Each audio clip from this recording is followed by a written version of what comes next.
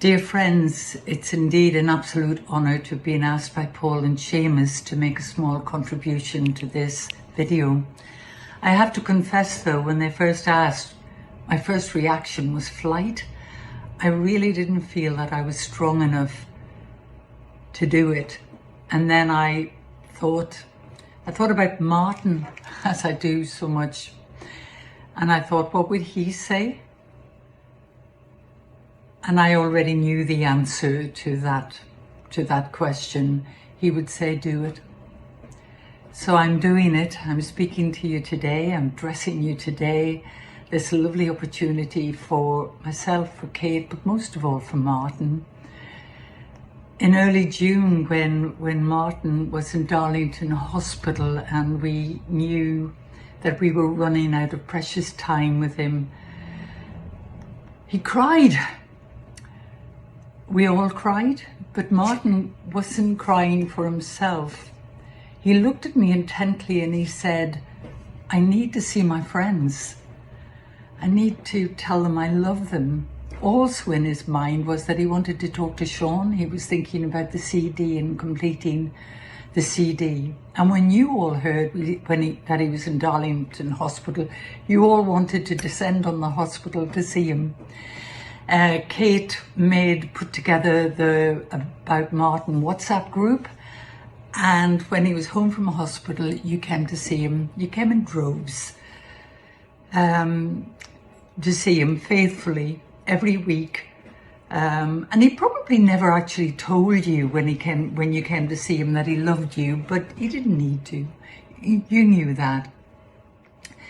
I think never has that John Lennon quotation in Donald's eulogy been so apt.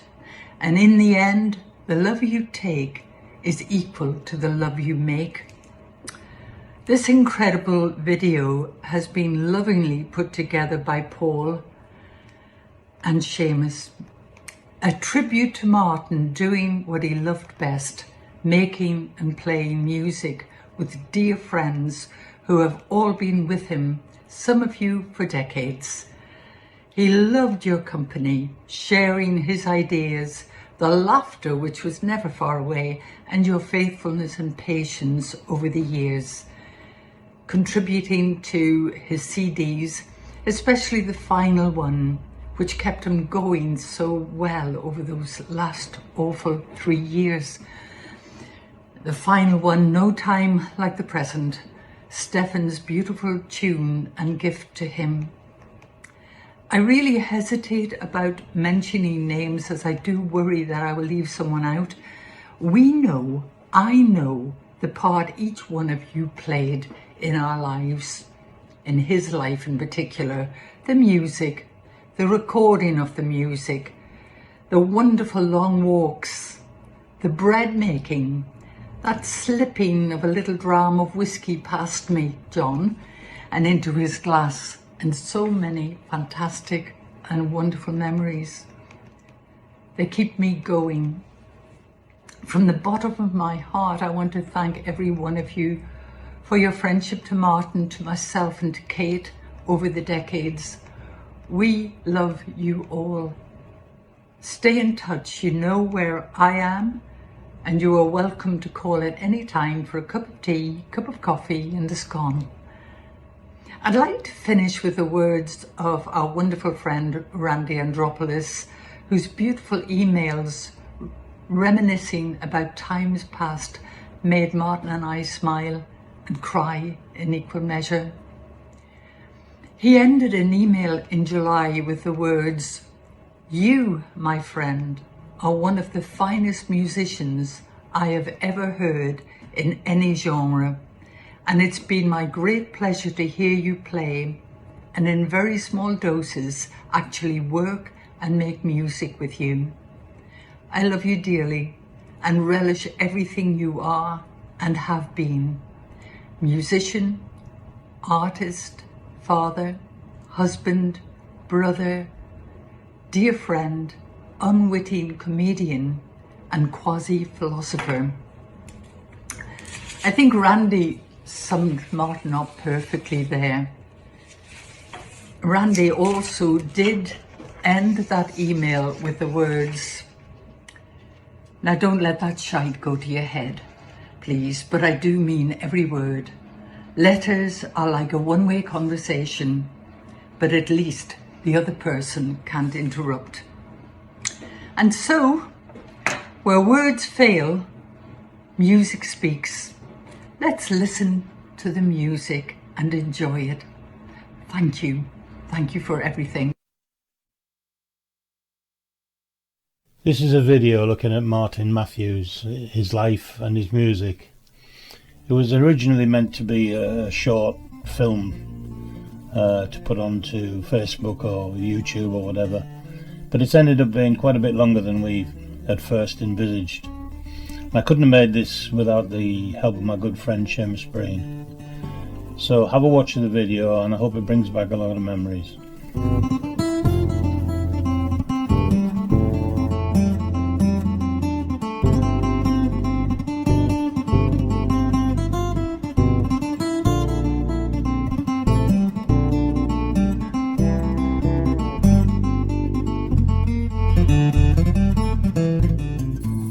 Paul, why are you wanting to make this video?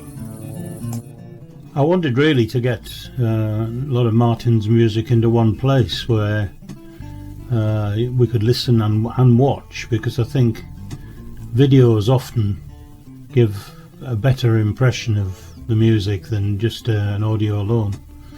Something that the family and friends can look back on and see this great musician at work with his friends, who he used to encourage me and I know many others to play better than we could play.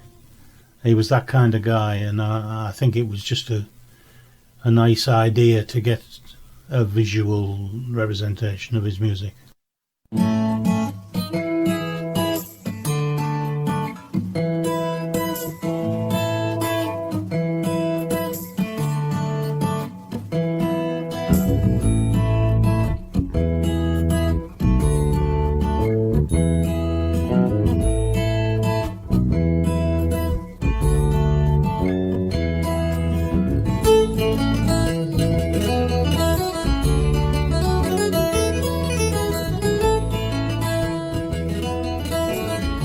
Martin Matthews was born on the 4th of March 1952. Martin's dad, Jim, was from Ledgate, but the family came from Carrickmacross, County Monaghan. His mum, Mary's family, were from County Mayo. They had 3 children, Geraldine, Patricia, then Martin. Martin's family moved into Lanchester in Durham when Martin was about 7. Later, Martin qualified as an art teacher in Manchester in 1973. It was here that he met his future wife Maria. Martin had a guitar as a teenager but struggled because of his left-handedness.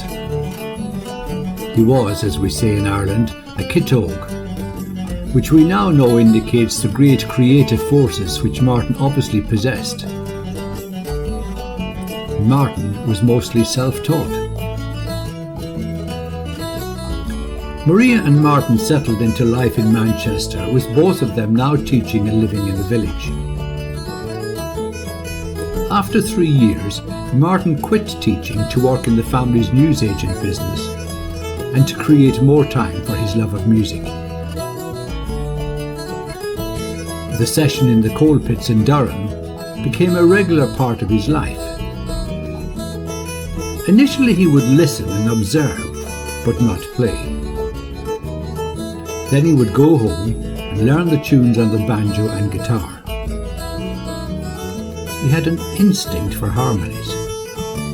Martin constantly worked on them, all by ear. It became clear that music was exactly what he wanted to do.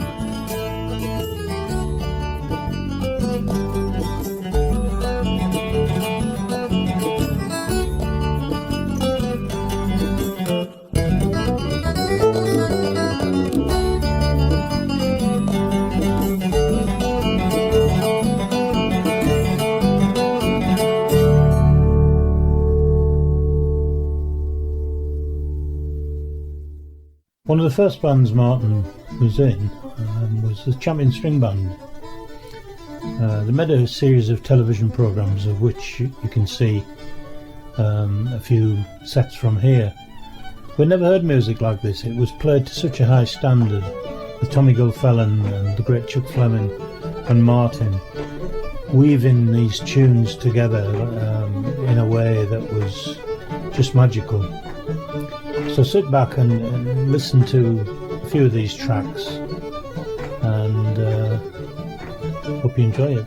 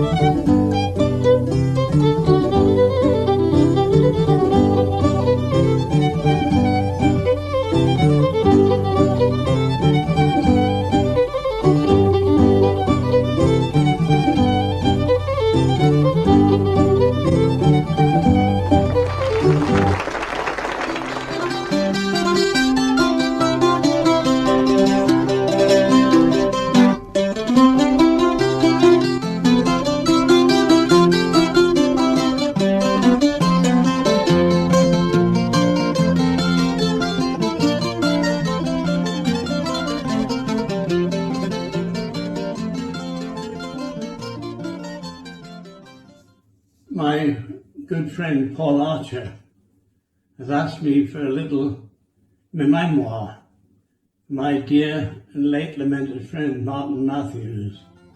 Well, I've known Martin for many years. We met, I think, in the General Gordon, a little pub at the top of Claypath in Durham, and I was immediately impressed by this wonderful tenor banjo player, far better than Barney McKenna. Remarkable. Wonderful timing, wonderful tunes, great sense of rhythm.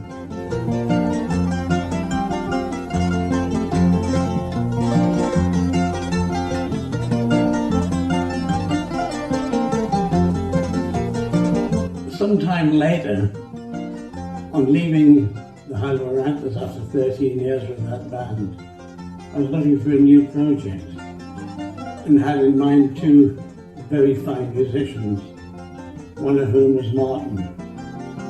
Martin and Chuck Fleming and I formed the Champion String Band and had some success. We had some decent success. One of my abiding memories is on the Friday night at Cambridge Folk Festival.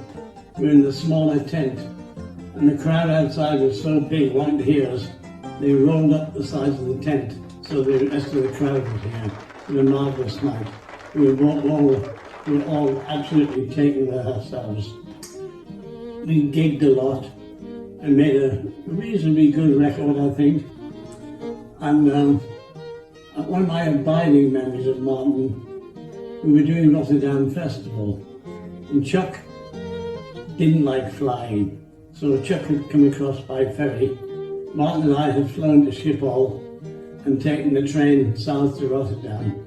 Well, on the Sunday, Chuck had a long journey home, and Martin and I had a whole day in Amsterdam, where we went to the Rijksmuseum and saw some wonderful paintings. We both loved Vermeers. And we had a lovely day in Amsterdam with a few pints in an old brown bar and something to eat. And Judy got on the plane that evening, leaving me with an abiding happy memory of that day.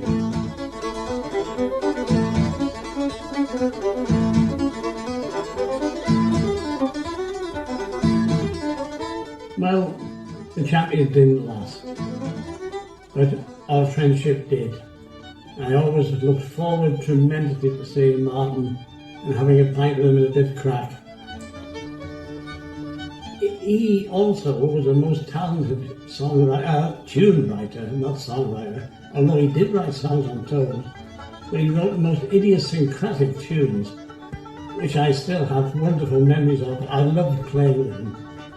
And I particularly liked Rippon's Visit and the steel rail and the lovely Maria's waltz for his lovely wife Maria.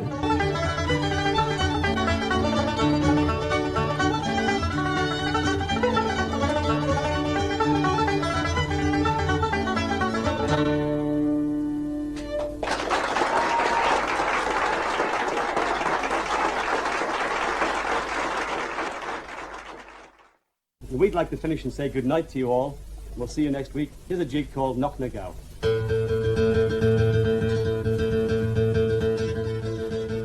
I didn't realise what a fine graphic artist Martin was as a painter. He kept that pretty well hidden. And my memorial with my musical memories of Martin is the 4 paintings by him I have on my walls, which continue to give me great pleasure. And all I can say is, God rest you, Martin. I loved you very much, and I miss you tremendously.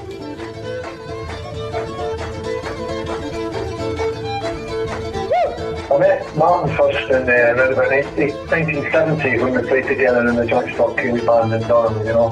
He's a real powerful banjo player and he really put the music under the dancer's feet, you know. Shortly after that we moved on and made an album with a band called the Champion String Band, which was organised by Tom Gilfillan and High Level Ranters. We did a few festivals in Europe and in Britain, and we took the tape to the album to Ireland hoping it would get played on the radio there, and it did, because we were played on the wrong notes, which was a real honour, you know.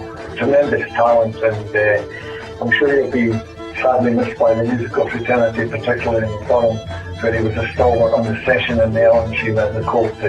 Rest in peace, Martin. God bless you. Martin used to frequent the General Gordon at the top of Claypath. It's an Irish music session on a Monday night, which I first went to in 1975, and I was amazed that people could play this type of music and remember all these tunes without needing to refer to music. And this session moved on to the Colpitts Hotel in the centre of Durham and progressed as the years went by. That nasty Sunday's morning, And in the mid-80s, late 80s, 1988, Martin and Norman Holmes, fine flute player, and myself decided to form a band which we called The Rub. Rub of the Green, I guess, I don't really know, but that's the name we chose. Initially with Becky Taylor, there was Les Moss, Norman Holmes, Martin, myself, and guitarist who now lives in Sweden, Ian Carr. This progressed. We started to get good gigs, major festivals, and in 1990, I think it was, fine singer Bob Fox joined us for the last year of the band's history. A couple of clips here from the one of the last gigs we did at Bexley Heath in 1990.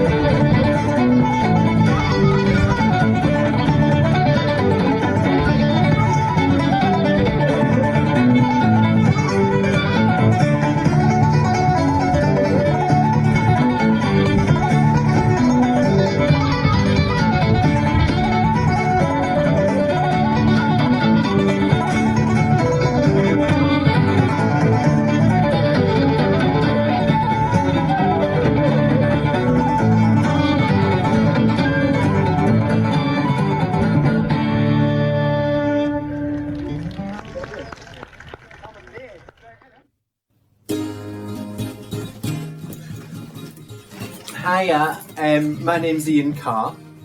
I play the guitar. This is my guitar.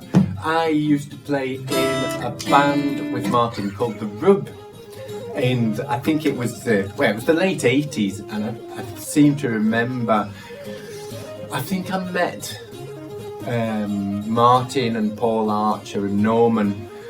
Either it was the Coal Pits or it was the Cumberland. I'm not sure where, but I remember being asked to be part of that band and being very excited about it. I thought you were all amazing, and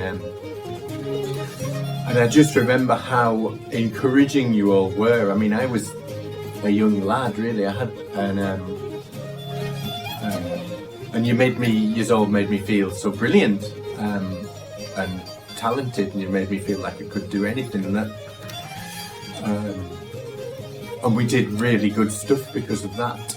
I don't think I realised how amazing you all were, though. I think you were all so busy telling me how great I was. So it was only later, really, that, I mean, you know, partly because of hearing that record that we made that never actually came out, and some of the live recordings that you all shared with me later on, made me think, well, I mean, hell, we were brilliant, you know. So yeah. Last time I saw Martin, and the last time I saw you, Paul, I think was at that pub in Gateshead, Central Bar or something. We played a load of tunes, and Amanda Lewis was there, and Julian Sutton was there, and we had a good night playing tunes and drinking beer. It was good. And yeah, really pissed off not to see you again, Martin. Not to see Martin again. I was really looking forward to doing stuff, and you know, the whole time has been like, oh, I should get in touch with Martin and do some playing, and I knew he was active writing and recording tunes, and I mean, we really should have done something together, but it would have been amazing. I really regret that, and yeah, such a shame not to see you again. You're a lovely fella.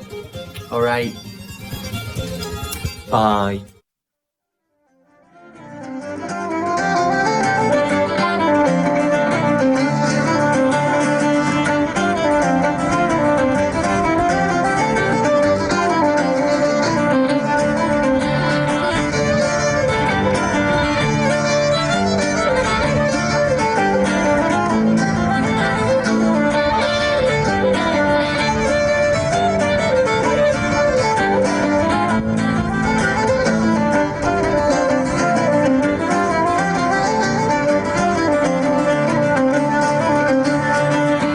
I was shocked and saddened to hear of Martin's passing. I'd only just heard 2 days previously that he'd been seriously ill. And there's a serious lesson to be learned there about keeping in touch with your friends. I'd actually lost touch with Martin over the last 20 years or so. And when I thought back about it, I realised that we had been quite closely associated playing music together. First of all in the Joint Stock Cayley band, and then later in the band that he formed called The Rub, with Paul Archer, Norman Holmes, Les Moss, Ian Carr. We played some fantastic music, with Ian and Martin being the driving force in the band, and we did some really great gigs. We also rehearsed what would have been a fantastic folk rock supergroup, I think, with Chuck Fleming and Martin and me and Stu Luckley and David Tullock on drums, but that never really got off the ground. And then I think the last thing I did was to stand in for Tommy Gilfillan in the Champion String Band and fulfil a few gigs that they had.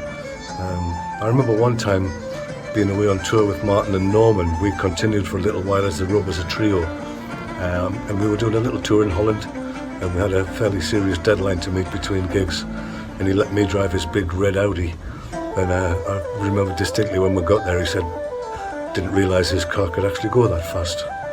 He was a lovely man, affable, kind-hearted, generous. He helped me actually buy the house that we still live in at the moment, in a quite a unique way. I never ever heard him say a bad word about anybody, and I'm sure that wherever he is now, he'll be driving some kind of session on, and he'll be sadly missed by family, friends, and all the musical colleagues that were in his life.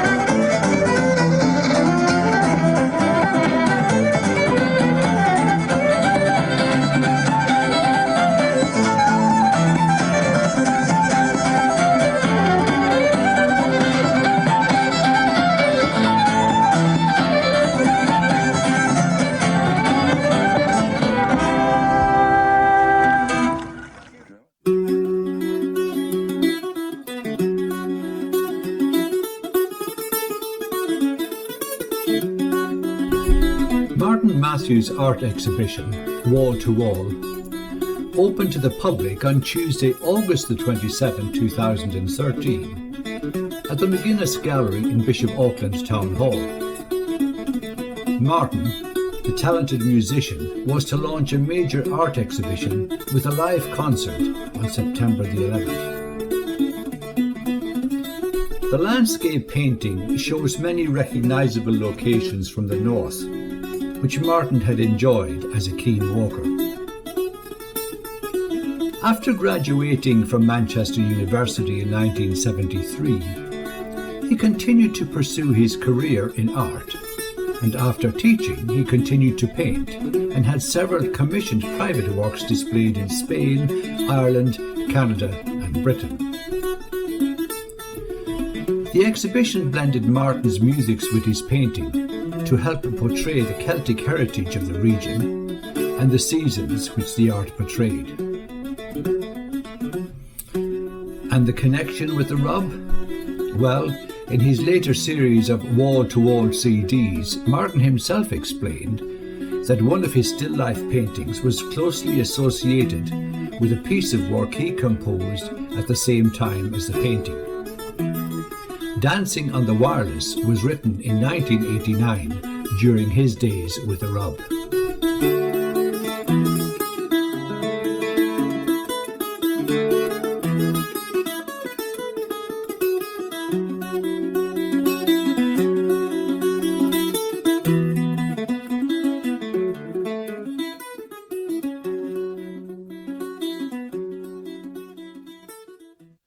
After the Rub's demise, Martin went on to join a band called Cuig in the early 90s with the late Paul Ruan, his wife Dee, initially Norman Holmes and Andy McLaughlin, and Sean Taylor, and had a couple of different drummers, I think. They honoured me by playing on their first album a set of tunes, and you can hear them here. I first met Martin in the Coal Pits in Durham.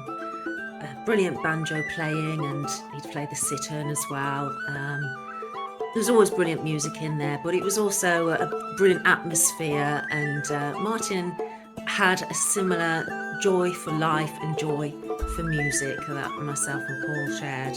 And it was just always a pleasure and a lot of fun hanging out and playing tunes with Martin and with Norman and with Paul Archer and so many other people. And then there was Cuig. I don't remember whose idea it was. I suspect it was something that probably started with Martin and Norman, perhaps. I don't know.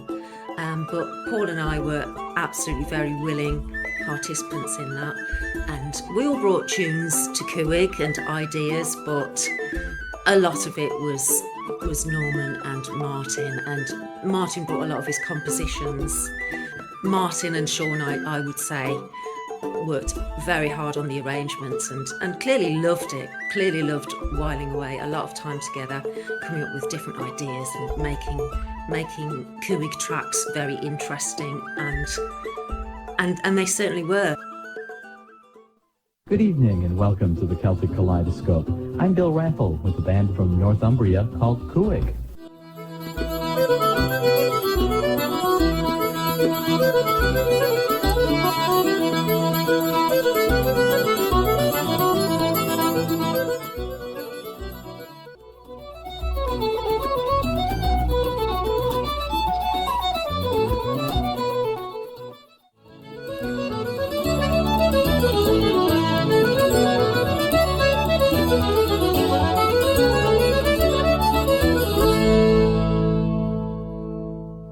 Cuig is coming to WBFO's Allen Hall Auditorium Monday night at 7:30, and you'll hear all about it tonight on the Celtic Kaleidoscope.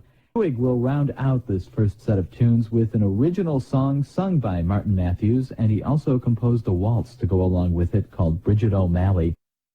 Bridget O'Malley has my poor heart taken. I write in desolation, I'll have you for to know. And joining us now is one of their founding members, Martin Matthew. So Martin, welcome to the United States shortly. It's great to talk to you, Bill, and we're really looking forward to our trip. Now, Cuig, what exactly does that mean? We had some difficulty in trying to find a name for the band in that although we're all born in England, we all have either Irish parents or grandparents.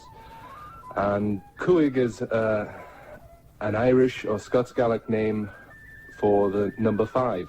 There were 5 of us in the band, so yeah, anyway, we ended up with Cuig and it stuck. Well, you have this great CD called Prospect, and it's received quite an honor from Green Linnet Records. This is the first time that they've ever distributed a record that they haven't recorded themselves. Yeah, so that's quite an honor. Yes, we were very flattered by that, I must admit. They came up with a very generous offer of doing the CD and the license in the States and signing us for a worldwide deal for that particular CD. We'll see how it goes for future records. We are actually in the process of rehearsing up most of the stuff for the next album and have recorded some pieces already. Now, how did you go about founding the band Cuig? Well, originally I was doing a solo CD, so I asked friends who ended up being in the band to do tracks and play some of the music that I'd written or arranged. We enjoyed it so much we decided it might be an idea to do it on a more firm footing. And we eventually found that we had a set of music that could be performed in a folk club or a concert venue. But one thing that's really impressive about Cuig is all the instruments that together all 5 of you play. Now, you yourself play a number. I used to say I played anything with strings on because many people didn't understand what a cittern was, although they understood what a banjo was. I suppose my first instrument would be tenor banjo. The banjo used in traditional Irish music has a long and healthy tradition. Now, some of the other members of the band, you have a husband and wife team, Paul and Deirdre Ruan. Paul is a champion fiddle player, as is Deirdre. She's a champion accordion player. She was a Triple All-Ireland champion on accordion and whistles and single row accordion as well. And Paul has won competitions for his fiddling. Paul also plays keyboards. They are originally from Westport in County Mayo. Paul was brought up in Leeds and Deirdre was brought up in Birmingham, and they both met whilst playing music in Ireland. Well, the track The Peacock, for example, is very innovative, where you take a slip jig from Northumbria and give it a Balkan feel, and then you move from the Balkan region to Africa for some of the accompaniments of the title track, Prospect. One of the most memorable bass rhythms I think I ever remember was Paul Simon's Graceland's album of a few years ago, and Sean thought it no problem to do some very tasteful fretless bass swoops and things like that on the accompaniment, and it seems to have worked out. I really like that one. My guest tonight on the Celtic Kaleidoscope is Martin Matthews, a founding member of the band Cuig. And Martin, not only do you play many instruments very well, but you're also a fabulous singer. Now, between the Green Linnet sponsorship and the North American tour, how are you hoping this will maybe help Cuig to grow in the future, or what do you see this doing for the band?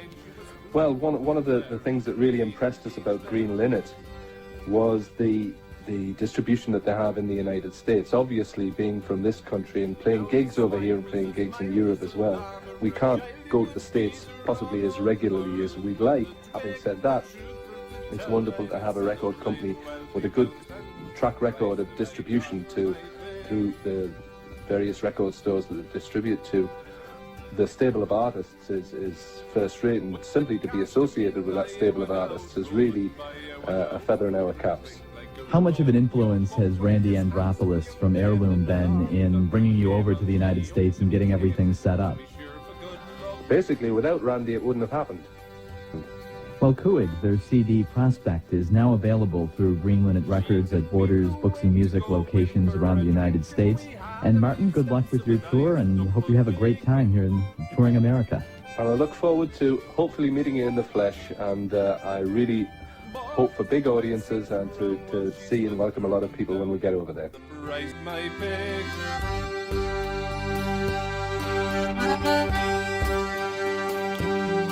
So to now the next day, well, I straight me way, for I heard people say that this dame had been seen, but what I got there having some time to spare while I wept at my cares with a drop of Pachi.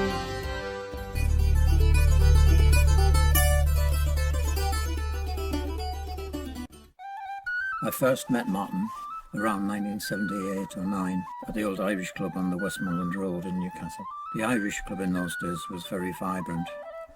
I was a novice player, but I held the musicians there in high regard. In the club, the regulars would be Chris Jordan playing the fiddle, Frankie Began, Martin's cousin playing the baron, Leo Connolly, who always had a great song to hand, Mick Moriarty, a great fiddle player, the occasional visit from John Dooner, and of course Martin Matthews. I think the reason why I enjoyed music in the Irish Club and in the Durham session was that it was very authentic.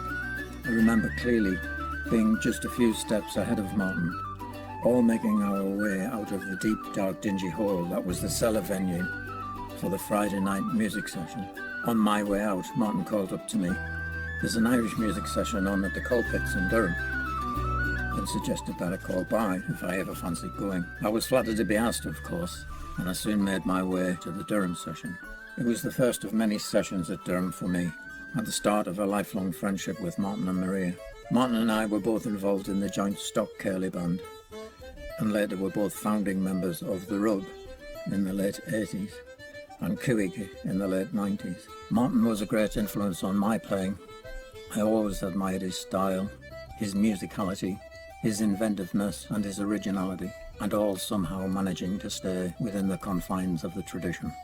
I was lucky enough to play in a few bands with Martin, notably the joint stock Curly band. In the late 80s we co-founded the band The Rub, that had a modicum of success, and in the late 90s we formed the band Cuig, and latterly I was delighted to be able to play on his wall-to-wall compendium, a project involving Martin's music and his artwork. Here at home I've got a few of Martin's prints, High Shield Crag and Bog Cotton. I spend quite a bit of time walking the North Pennines, where bog cotton abounds. It's a poignant reminder of his music and his artwork. My friend Martin Matthews. Cuig and The Rub and Champion String Band were not the only bands Martin was in. We had during the time of the Fibber McGinty's and Dirty Nellies scene, we had a band called the O'Boyle Band, had various fiddle players, myself included, Chuck and Paul, Andy McLaughlin, Tony Martin, and we were out 2 or 3 times a week in the Fibber McGinty's and Dirty Nellies and so on. And often at weekends we would play a Cayley, so we had a band called the Steel String Band with Sandy Still and Frank Porter. And I know that he played with Andy McLaughlin in a couple of Cayley bands. So there was always a gig to do at the weekend or a couple a week. Didn't matter which band it was. Not greatly successful, but working bands all the same. The Irish pub scene was really big at the time. There was a lot of pubs in town were paying quite a lot of money really for live Irish music, and as I said earlier, one of the things that they shared was they were both game. They had a lot of joy in music, but also they weren't going to let an opportunity go by. So Martin, so many fond memories. He was just a very fun person to hang around with, and very upbeat, a lot of laughs, sense of humour. Overall, just such a joy in life, enjoy music that I feel very privileged to have shared with him. Andy McLaughlin, tell me something about the North Country Dance Band. Well, the North Country Dance Band now, there's a thing. It began as a reaction really to the scratch Cayley bands who were in the habit of putting together, ring round, see who was available. And we decided we had 3 requirements. We wanted a settled lineup, we wanted bass and drums, and we wouldn't base it on Irish music, much to the horror of our friends and colleagues. I came back from a festival having seen some of the big English dance bands, the Committee Band and so on, and played a couple of albums to Martin, and off we went in search of a lineup that would do the job. There was Julian Sutton, Sean Taylor, Stephen Fletcher, Dan Hans, to name but a few. It was fairly short-lived, the North Country Dance Band, but it did lead to Steam Radio, which was a project close to both our hearts. We did a lot of work. Steam Radio was fun. Everything with Martin was fun. He just got on with it. Great times.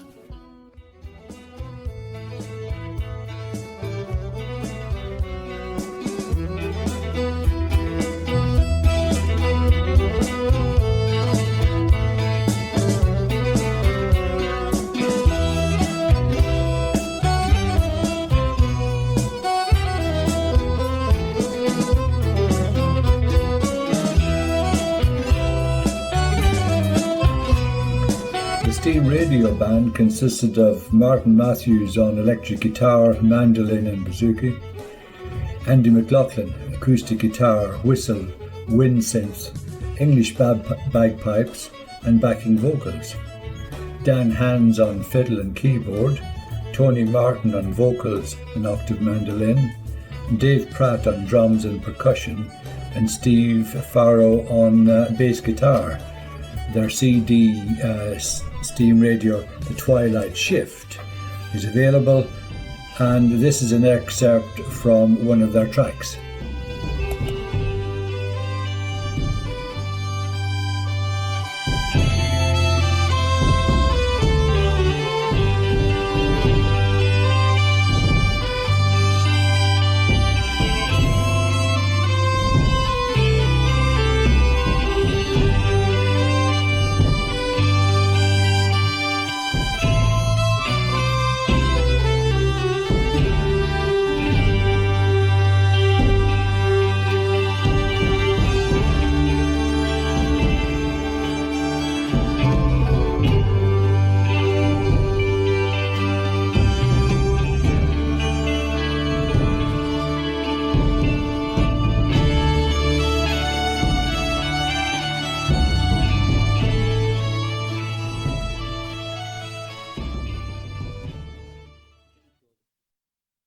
I feel very privileged to have been part of 3 music bands with Martin Matthews: the Old Boyle Band, Steam Radio and Steel String Band.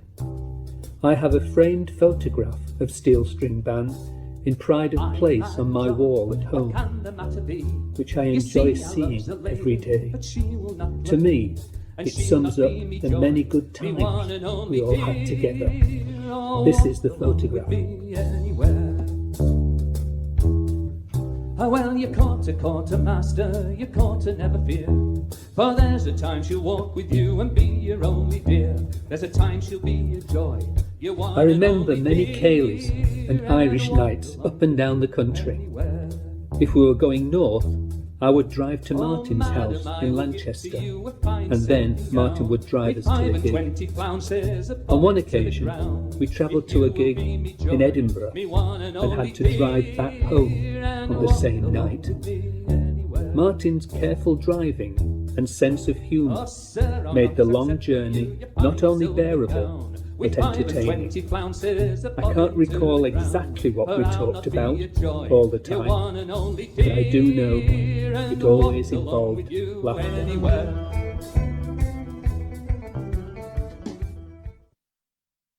Out of the Steel String Band, we had a little foray into gypsy jazz. We called that the Steel Swing Band. Frank Porter and myself, Sandy and Martin. But I'll let Martin himself tell you a little bit about that band and enjoy a couple of clips from it. The Steel String Band is a band of 5 musicians that play swing jazz, which is 1930s swing jazz a la Hot Club de Paris, Django Reinhardt, and comes from the Steel String Band, Cayley Band, which was formed about 8 years ago, playing mainly barn dances and Cayleys in the northeast.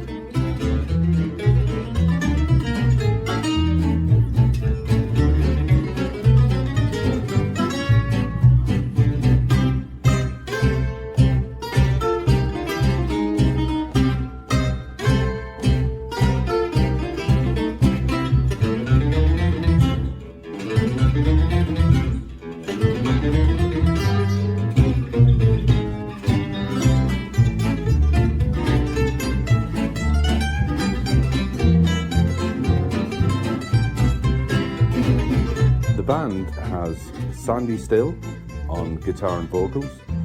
It has Frank Porter on stand-up bass or double bass, me on guitar, and Paul Archer playing fiddle and guitar.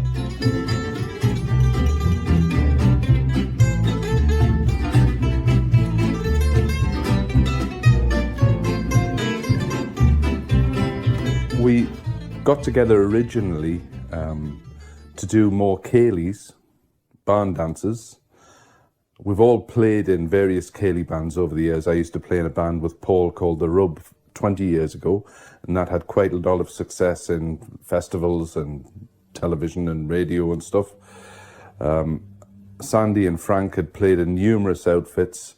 We got together just to try and do a light-hearted, lively Cayley band for the Northeast.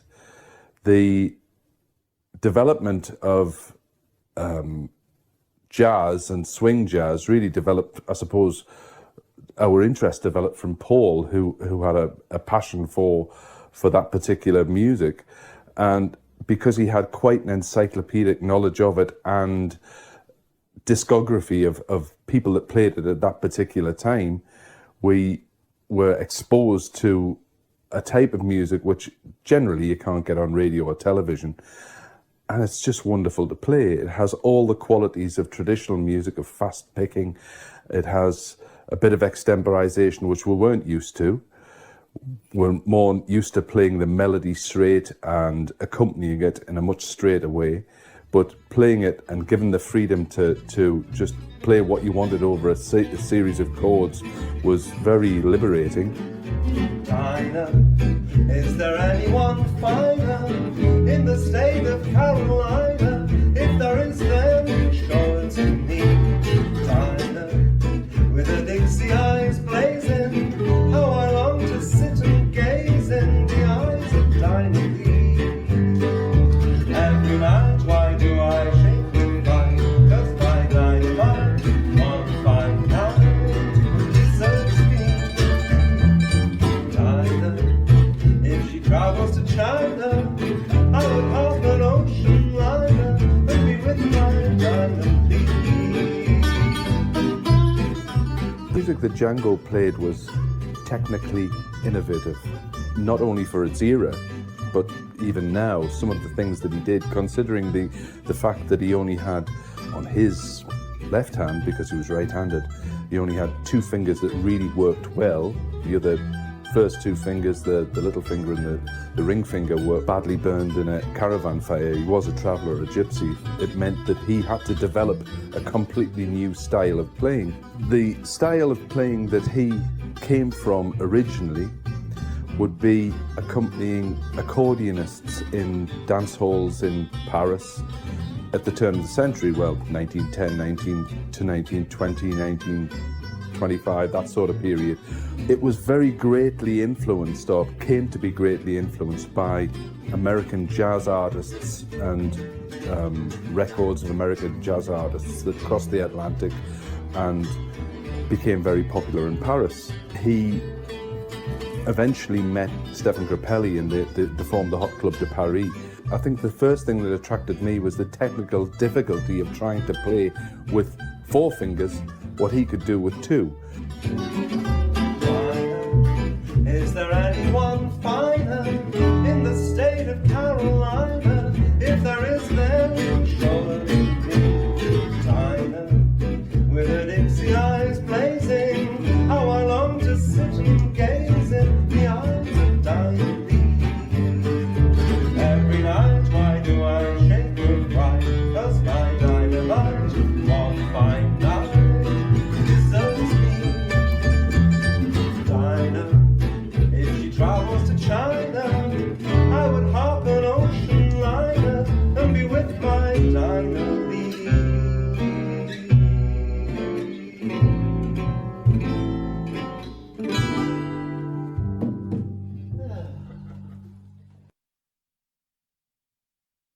When I first got to know Martin, I was very much in awe of him as a musician, as a creative artist, and it took me a long while really to settle into becoming just a friend of his, turning up at gigs and playing together and joking together and having a lot of fun. He was a modest man in many ways, and very self-deprecating of his own achievements. When you consider what he actually did in his life, it's amazing. Alongside all his creativity and all his talent, all his musical ability, Martin was also a very kind man, very interested in other people, and whatever else other people were getting up to, he'd be interested in it too.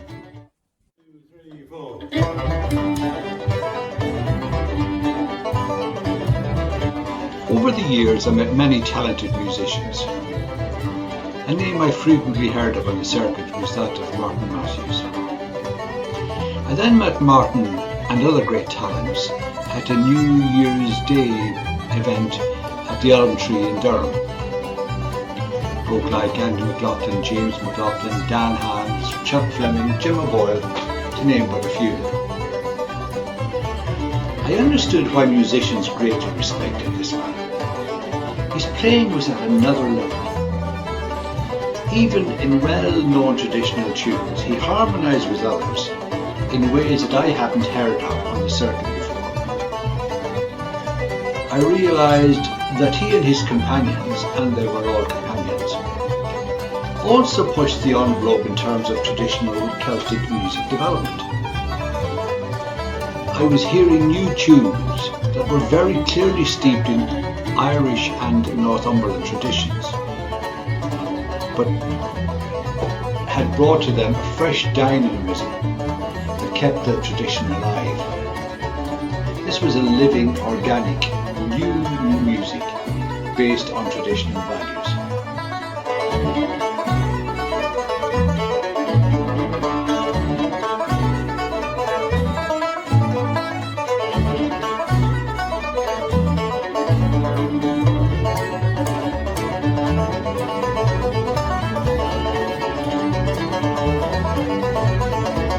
In time I got to know the man, and like so many others who've spoken before me, it was better for that knowing. He was a gracious and humble man, a fun-loving character with a great sense of humour, who took a strong interest in others and their welfare. I sat with him about a week or so before he departed this life. And even then, he was more concerned about my welfare than his own. I am pleased to have played a part in producing this tribute to a great man and his music legacy.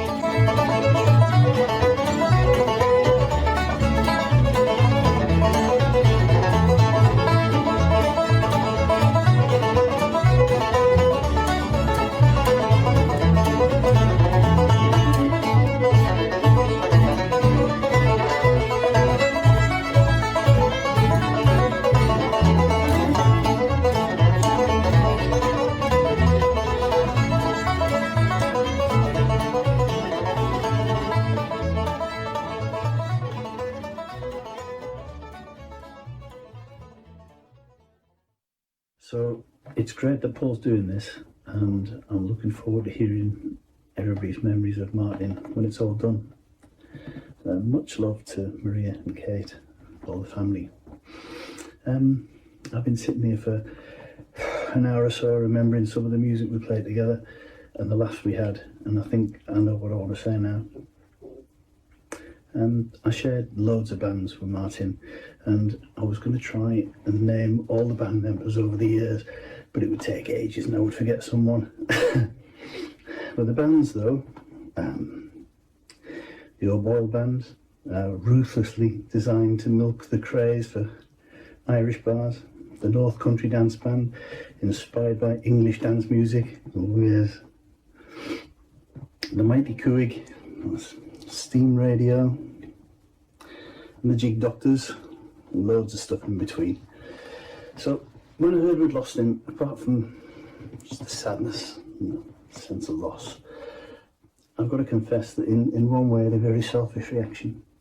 My first thought was, so from here on in, whenever I create a piece of music, without Martin to run it by, how will I know whether it's any good?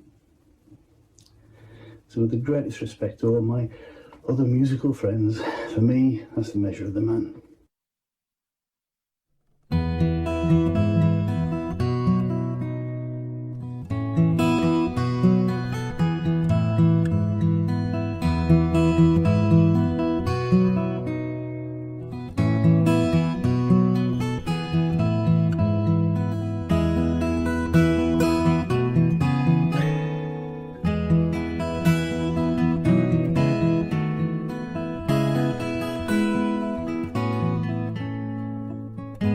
When I was about 14, I was just getting into heavy metal, and I showed my dad a clip of a lead guitarist in a metal band shredding, expecting him to be impressed, and instead my dad just said, "Martin could do that." And I knew it was true, because I'd sat through all of the rehearsal sessions and the recording sessions at the forum, playing on my Game Boy in the corner, and it all sunk in. Listening to Martin and Dan and Sean and all the other members of the North Country Dance Band and Steam Radio playing over the years. So when I finally started going to sessions myself, it was like a homecoming. I knew all these tunes, I'd heard them all before.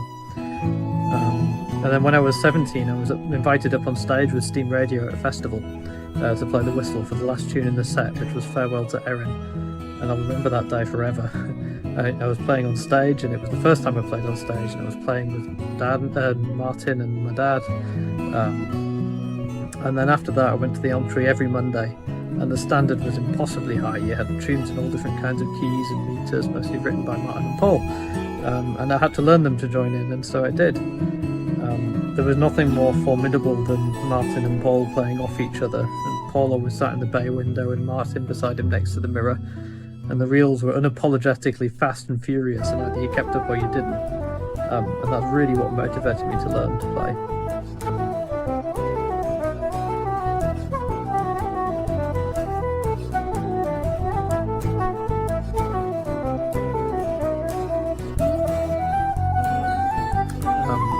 I was later incredibly privileged to play on several of Martin's Lost Wall albums, and I put together the cover art and booklets.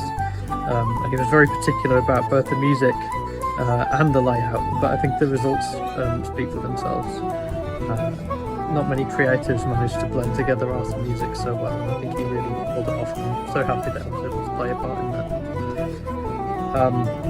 Martin and my dad and I, we also played some incredible gigs together as the Jig Doctors. Most memorably for me was the Beamish Mary and Stanley and Warwick Folk Festival as well, when Martin stayed up until the small hours with us in the beer tent, demonstrating how capable he was of drinking beer when given the option of sleeping in his Lexus instead of driving home. It's still really hard to think that if I turned up to the session in Durham, Martin wouldn't be sat there blasting away reels on the banjo. But we're so lucky that we've got all of his work recorded, and now every time I wonder whether I should go to a session or not, I think of how much of a fixture Martin was and how much of himself that he gave to the music. Most importantly, he was also so humble. He never bragged about his ability, and he always encouraged other people. All the best, Martin.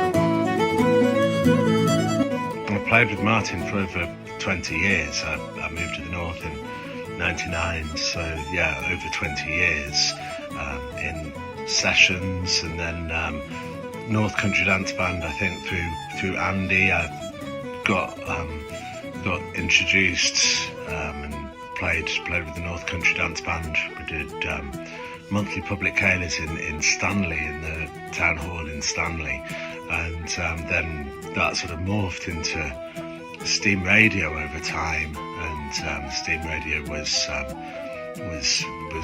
feel like that's where I sort of cut my teeth and really learnt my trade and my chops as a traditional player. I learnt a lot of traditional tunes from Martin and a lot of Martin's tunes from Martin, and I spent many hours tearing my hair out trying to get my head around how he played tunes and his tunes. And I think I play my fiddle tunes quite often like a banjo player might. I bow my triplets rather than roll them quite often, and I think that's because I've spent many hours learning to play in tight unisons with Martin. I was one of many occasional fiddle players in the O'Boyle band, and then more recently Jig Doctors. We were working on some stuff in the Jig Doctors more recently. I've spent a lot of time recording tunes for Martin for his CDs and recording with Martin for other people's CDs. Most recently John Thorpe's CD, and yeah, playing in a lot of sessions with him. I think that's largely sort of a brief summary of my playing with Martin, and his influence, the amount of time and care that he spent giving me his music and traditional music was something that I'm forever grateful for.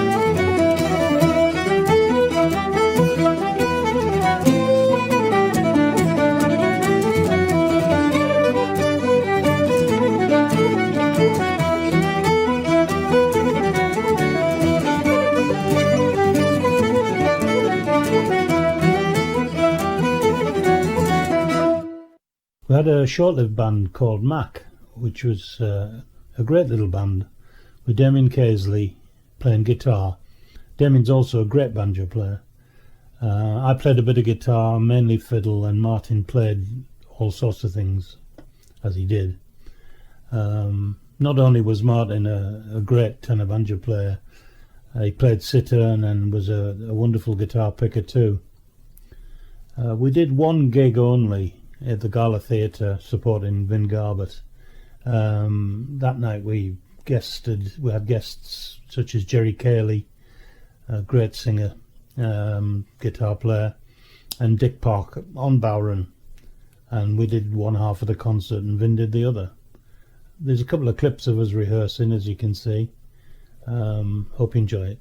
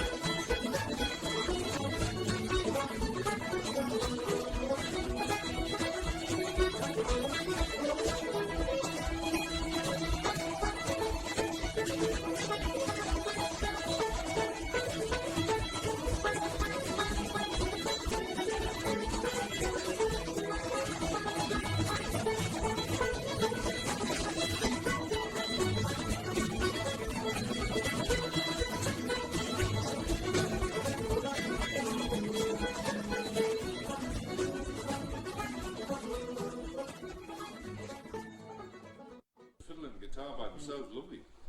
And the harmony that you're doing on the down, down, down, and then also on the A, when we do. Where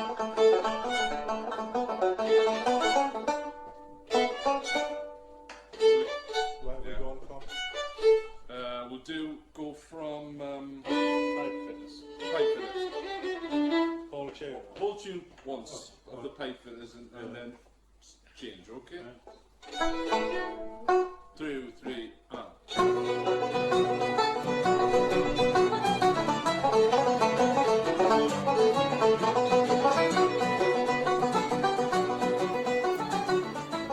When I first met Martin, I was just starting out playing trad music. I guess it would be the early 1990s. Naively thrown in at the deep end at the Colpitts session in Durham when it was at its peak. And back then I didn't play tenor banjo. Back then I couldn't play much at all. But if you ask me, you know, what were the reasons or what were the influences that sort of, you know, led me to where I am now, a big part of that would be down to Martin. And over the years, you know, a music hero became a good friend and bandmate. He was always encouraging but modest and never gave judgment or advice unless you asked for it. I've been so lucky over the years to play with some just amazing musicians at gigs and sessions. But the only situation I would ever be nervous about would be playing with Martin or recording for him. And that was the same all the way through, right up to the last thing that we did this summer.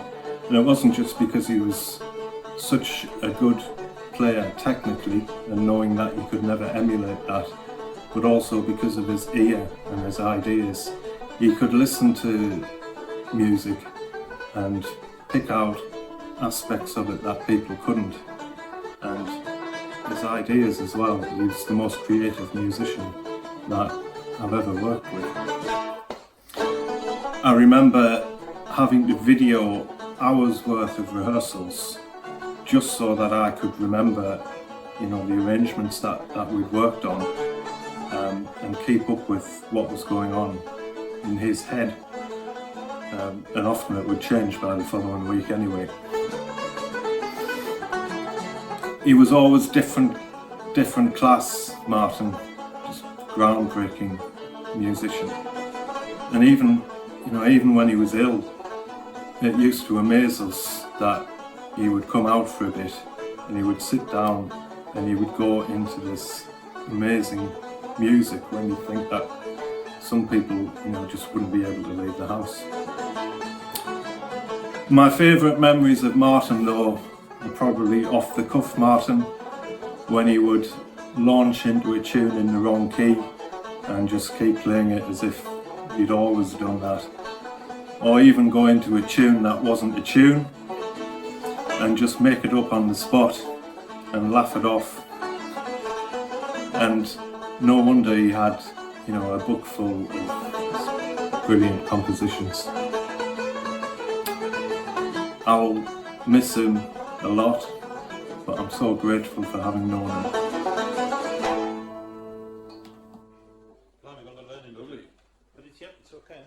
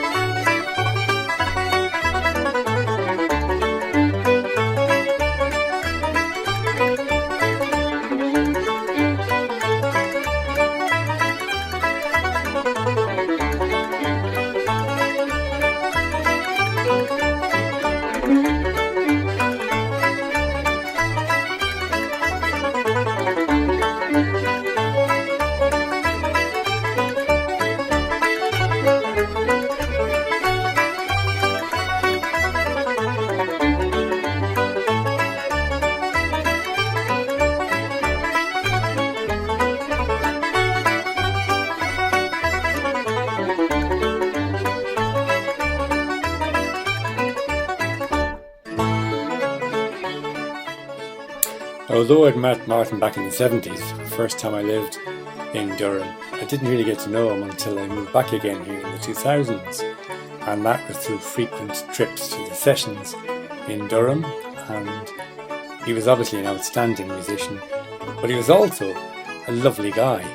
And we got to know him better, particularly when my friend Dick Ainsley and I went out walking with him regularly. And we got to know Maria as well. And he was a delight to go out walking with. He knew the whole area around so well. I mean, he'd been delivering papers there when he was a youngster. His knowledge was fantastic, and his appreciation of the landscape was so insightful. It was a delight to go with him. He was a generous-spirited man, very decent in every way you could think of, and very sadly missed.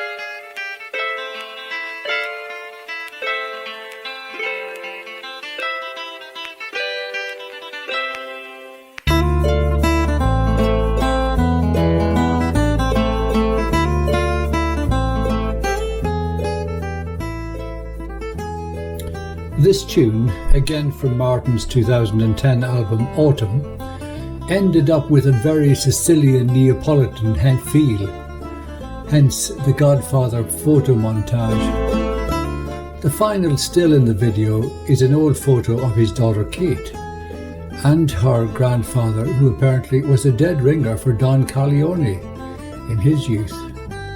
The silly caps were Martin's homage to Sicilian gangster and a disguise for the chemo-induced hair loss.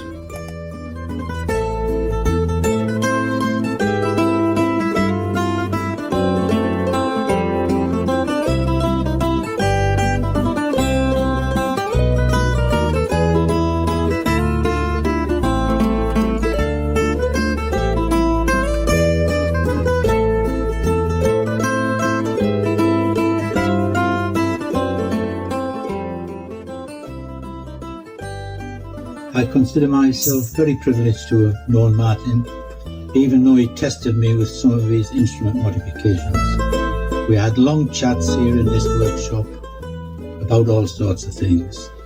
He was the great raconteur and a storyteller.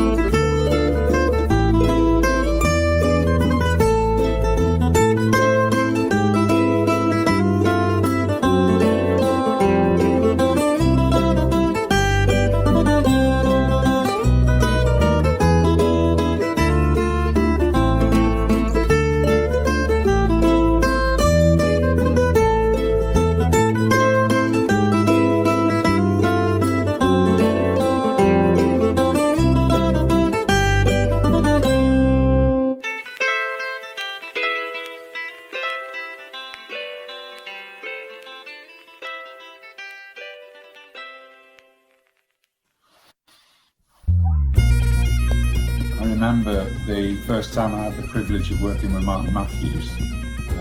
We did a Cayley somewhere in Durham, Chuck Fleming on fiddle, Jim O'Boyle on concertina and myself on guitar, and Martin on a variety of instruments, obviously including the banjo. And during the interval, everyone's having their pie and peas and relaxing after the first half of the Cayley. And I was asked to back Martin on a tune written by Sean Maguire called The Mason's Apron. Now, I did know The Mason's Apron, and I'd backed people in sessions playing The Mason's Apron, but I'd never backed Martin Matthews in a situation like that evening. I didn't realise what Martin was going to do. It was only the two of us. So Martin started off as he did with the Masons, very, very slowly, and then he built up speed until he got to the point where when he was throttle wide open, I felt as if you've ever gone downhill on a push bike and realised that you haven't got any brakes. It was a bit like that. I managed to get out to the bottom of the hill with him, but it was frightening. And I never ever told Martin how frightening that actually was, because he was such a generous man to work with. I knew that if we ever did that again, he might have been tempted to have taken his foot off the gas pedal, and I would never have wanted that. Shake the border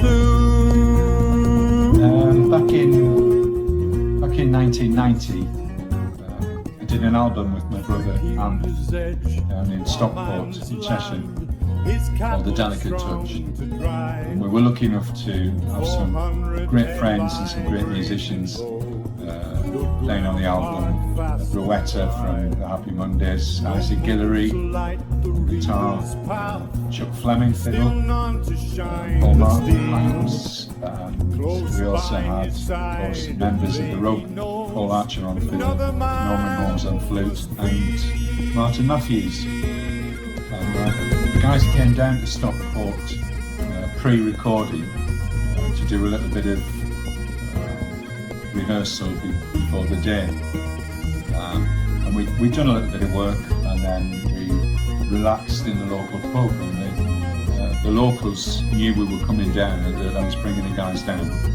So the pub was pretty much packed. And at the time I used to give guitar lessons, and one of my guitar pupils was there, and he sat a metre away from Martin and watched him all night. And the next time I was giving him a guitar lesson, he turned up his instrument and he said, I need you to show me how he does that. And I said, you don't have a chance. I don't know how he does that. So we got on with the lesson, and whether that young man can play triplets now or not, I've got no idea. But if he can, then he didn't get them from me.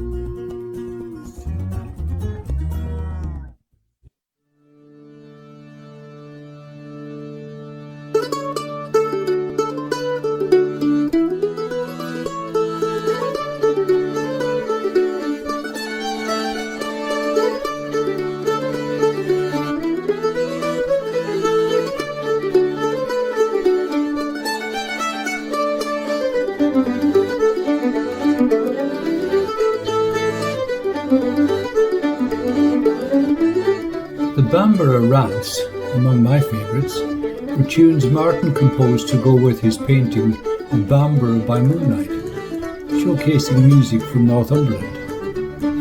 Actually, their names commemorate the three main pubs that have hosted the Durham Monday night traditional music sessions for nearly 50 years.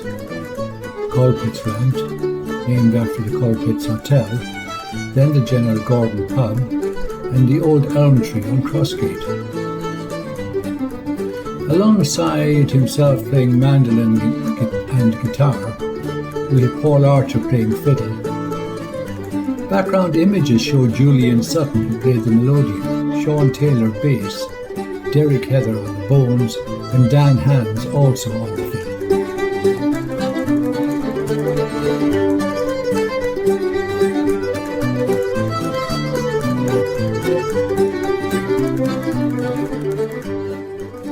The tunes, by the way, appear on Martin's Wall to Wall Lindisfarne to Walltown album.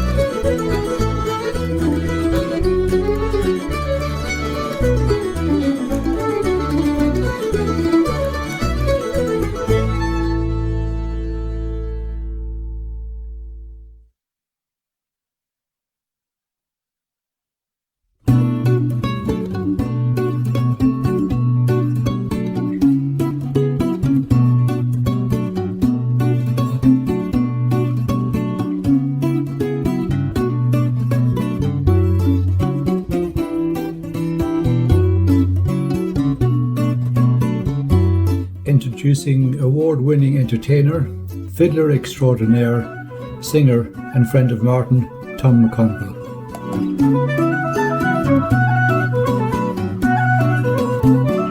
I first met Martin in 1981, and he was playing with the Champion String Band. And apart from the wonderful musicianship of the guy, what I was struck with more than anything was his humanity as a person. He was a very, very nice guy. So many people in those days weren't so nice to each other, musicians in particular. Martin had time for everybody. And I think his music was like that. You get a great person and you get great music. I've always maintained that. And not such a great person, perhaps not such great music, I don't know. But he's certainly one of the finest musicians that I've had the pleasure to have known. And I think we all loved him dearly. And we shall all miss him. But he's left such a wonderful legacy of tunes and music that it just stands on its own and it will do shine like a beacon in the tradition.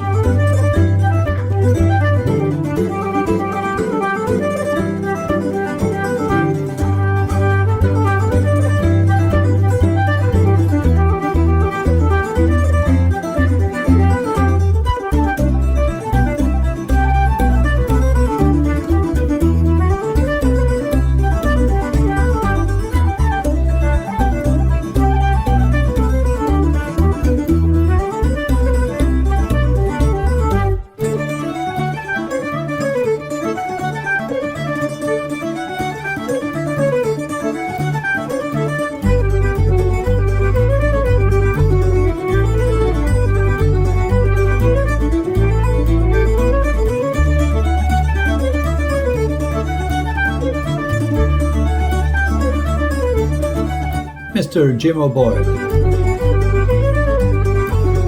Martin and I played in various bands from the Cayley bands, all kinds actually. The Durham Cayley band was one. Joint Stock, of course, the O'Boyle band, and the Rub, which was a magnificent band. And I was privileged to be asked to do the sound for them, so I was kind of included in their various ventures, which were magnificent, were very memorable. What can we say? Martin was just a musician's musician. A great exemplar of not just excellence in music, but willing to share and to teach and to spread goodwill and good music wherever he went. So thanks, Martin. Wonderful.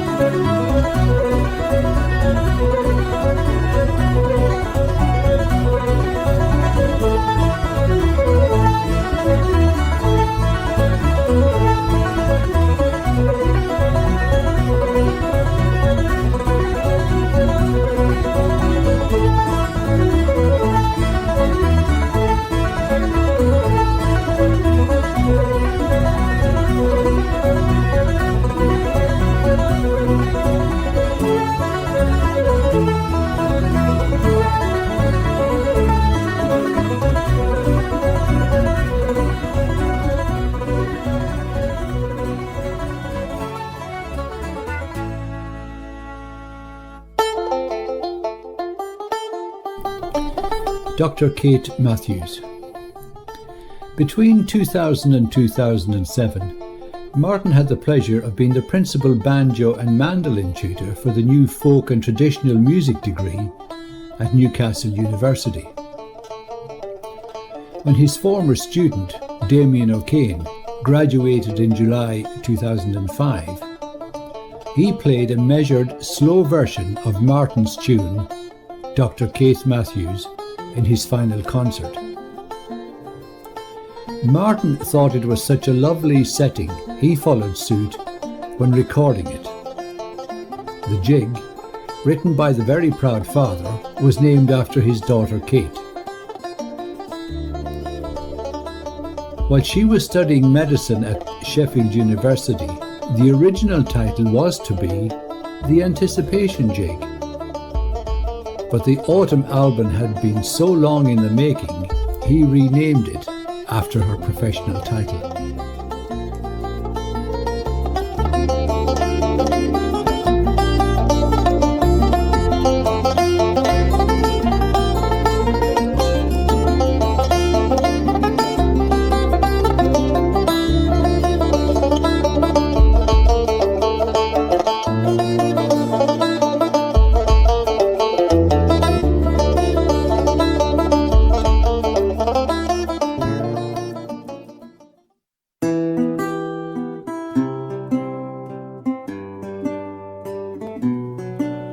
If you met Martin, you quickly knew of Maria, his beloved wife. When introduced to him, he always found a way of telling you that his rock was his wife Maria. It might be years before you met the lady, but you knew that behind this man was a wonderful lady. He spoke of her family in Ireland, of trips across the Northern Ireland border, and of family over there, as if you were part of his family. He had promised Maria's older sister Kate that he would always take care of her. His later diagnosis of cancer meant in his latter months, in 2023, she cared for him.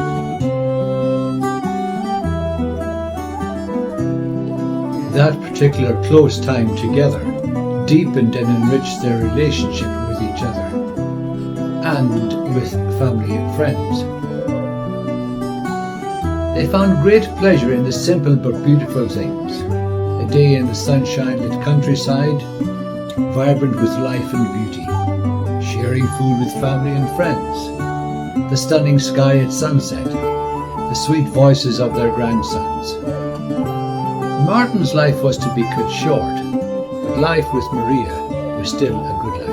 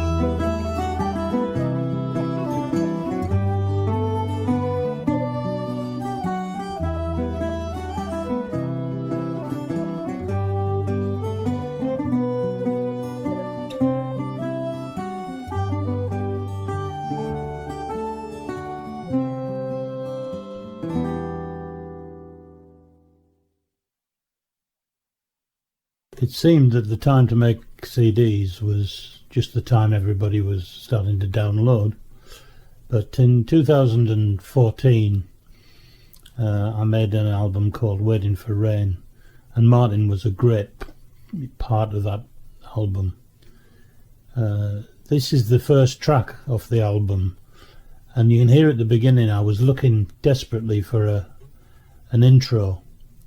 And he simply walked into the studio, picked up a right-handed sitar, played it upside down, and came up with the intro you hear here. He was a genius.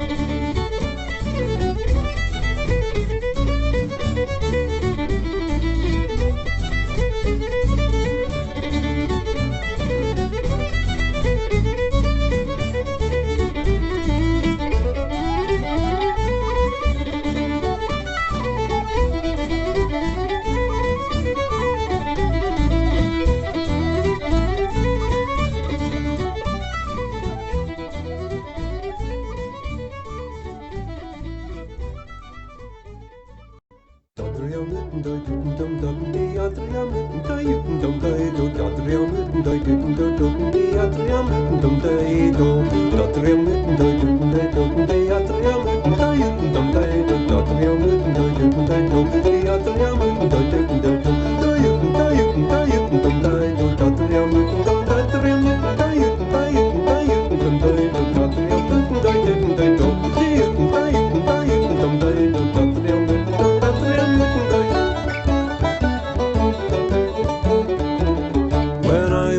And I had no sense, I bought a wee fiddle for 18 pence, and all the tune that I could play was Cut the Love and It Away.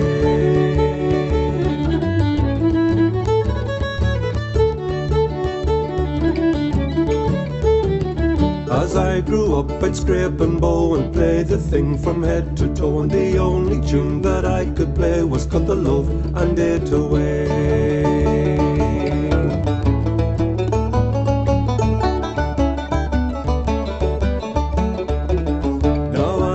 With a son of my own, I pick up the fiddle and wasn't a bow, but of all the tunes that I could play. My first encounters with Martin Matthews were in the early 1980s, when I started courting his wife, Maria's sister, Kate. And I was taken on an exploratory visit to Lanchester, where I was on some sort of a probation as to whether I was suitable material or not. And Martin's mum hastened over to see the newcomer and was probably the first to give, obviously, an expert opinion. She looked at him and says, he's bonny. Well, it was hard to top that. And Martin, I think, took it as a ringing endorsement, so I was in. He invited me to play along that weekend with the band at the Cayley in Durham, and he introduced me to Newcastle Brown Ale on the same night. Well, in fact, I demanded it the same way that a Japanese tourist might demand a pint of stout in Dublin. Martin was delighted to oblige, although he withheld his obviously superior knowledge from me. So the playing commenced, as did my rapid downward slide. Towards the end of the night, I observed that somebody had just tweaked the guitar jack slightly, but very effectively, out of the amp. So my creative juices had evaporated up into the Durham sky. Mercifully, I assume it was Martin being kind to the audience and protective of my reputation, such as it was. I also found out later that night that Newcastle Brown Ale, regurgitated, had a very negative effect on herb gardens and on the potential sister-in-law who had lovingly tended said herbs. But Martin, Maria, Kate and myself went on many adventures over the years, taken in Brittany, Greece, France. They were all bookended by two huge extremes. The first early one was when the three Trainer sisters plus their gentlemen callers went for a holiday in a caravan in wet Donegal, far outstripping the shenanigans of Graham Norton and Father Ted in a similar abode.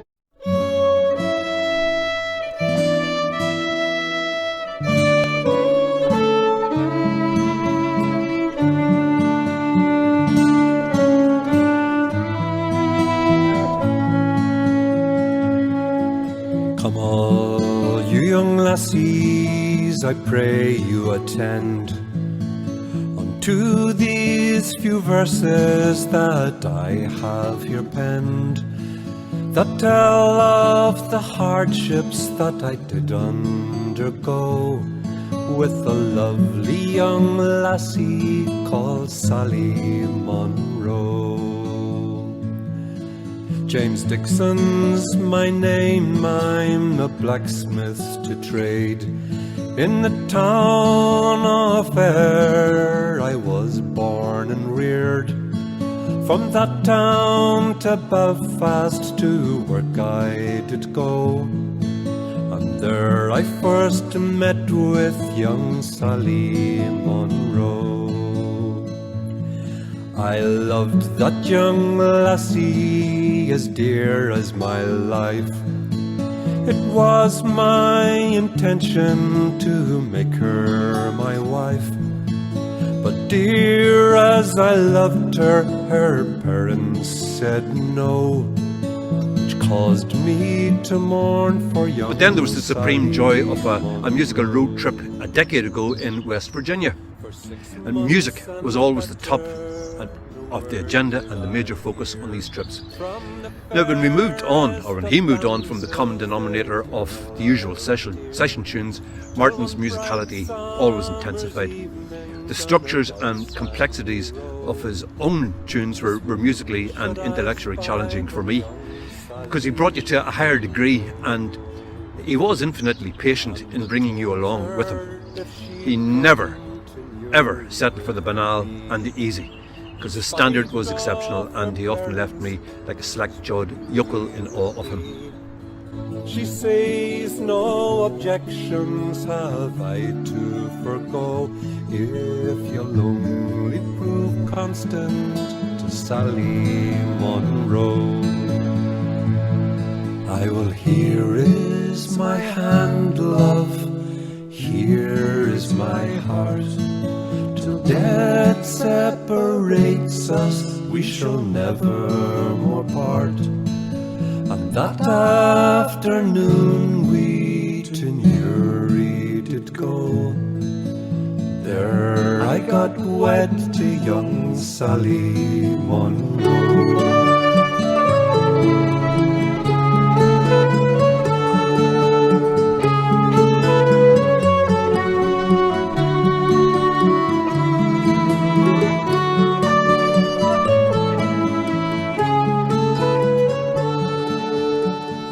Almost as infinite was his capacity for making friends and enjoying the crack, but he nearly got us all beaten up in Greece when he took to smashing plates in a restaurant on the island of Spetses.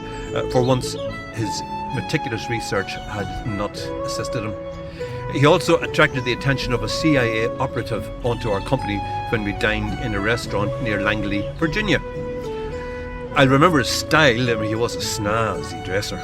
I remember his driving technique, and how he rarely spoke ill of anybody.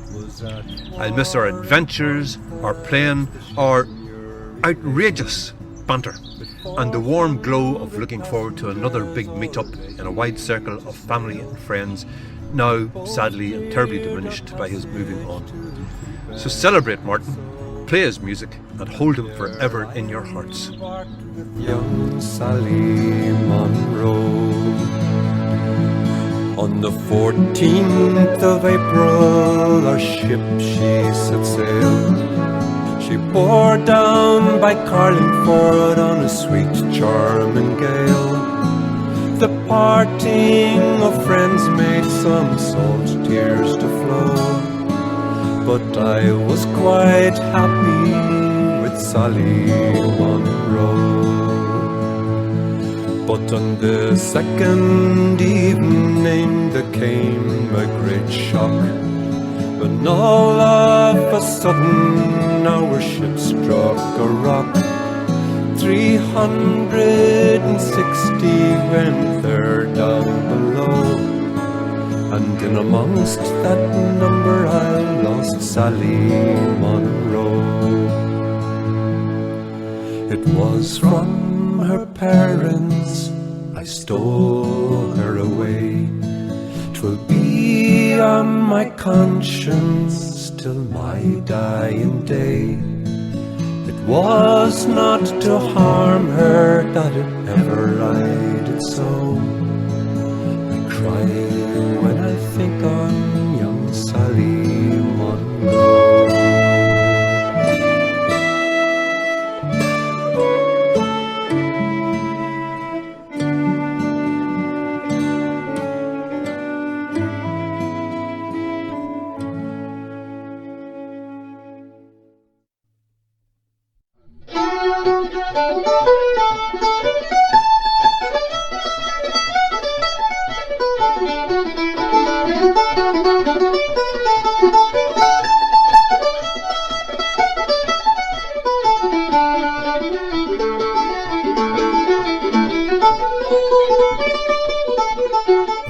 This clip, taken in Paul Archer's kitchen, is in 2019, when Paul had just completed making a mandolin for Martin. Like any kid with a new toy, it had to be played, of course, immediately. In this, its first playing, Martin selects some tunes from the Snowwall set from his second album, Wall to Wall, Cowrig to Sleeve Krug. The opening tune is, I believe, the Hardwick Jig.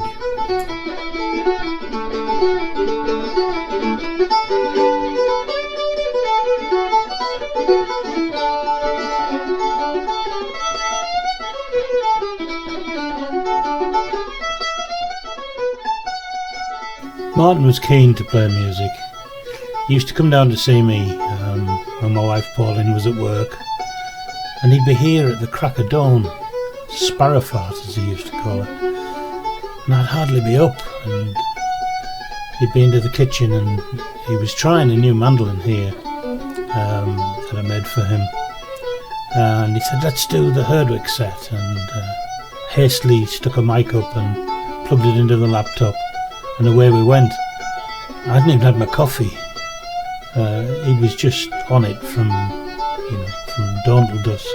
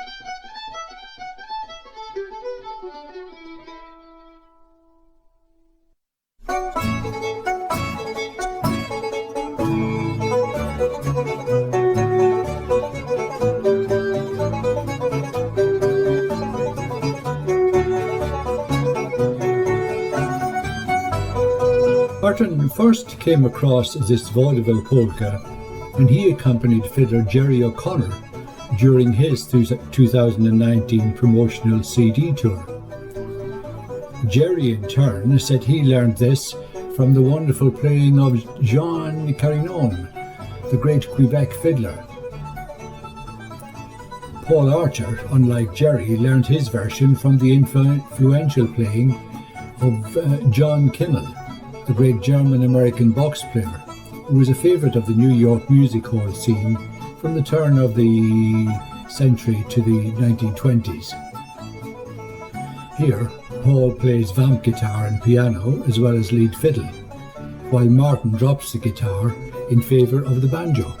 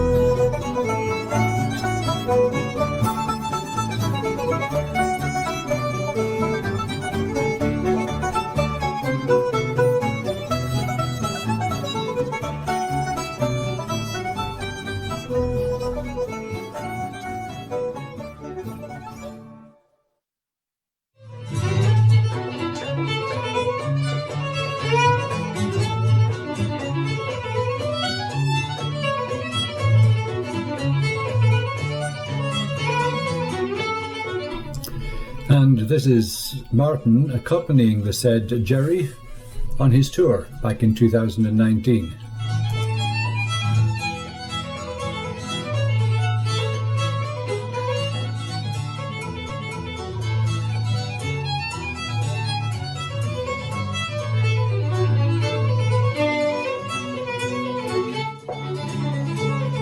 I'm Maria, hi all, and I'm delighted to be part of this tribute to our great friend Martin, who had me play on his albums, on a series of albums that he made in 2018, and it's quite a while ago now.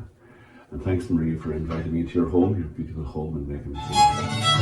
And great memories of that time, especially our little concert we played in Durham in the laundrette. A little bit of a tune of Martin's and stuff.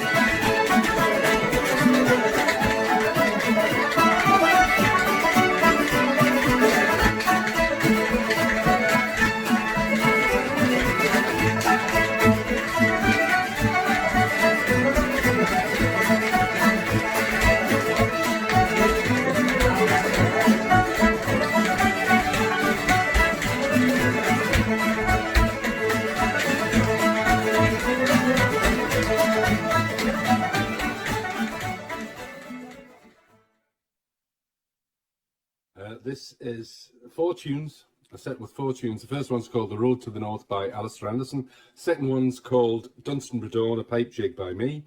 Third one's called Peel Bothy, which is a reel. And the final one's called Archer's 62nd, which is written for Paul Archer on my left here. 1, 2, 3.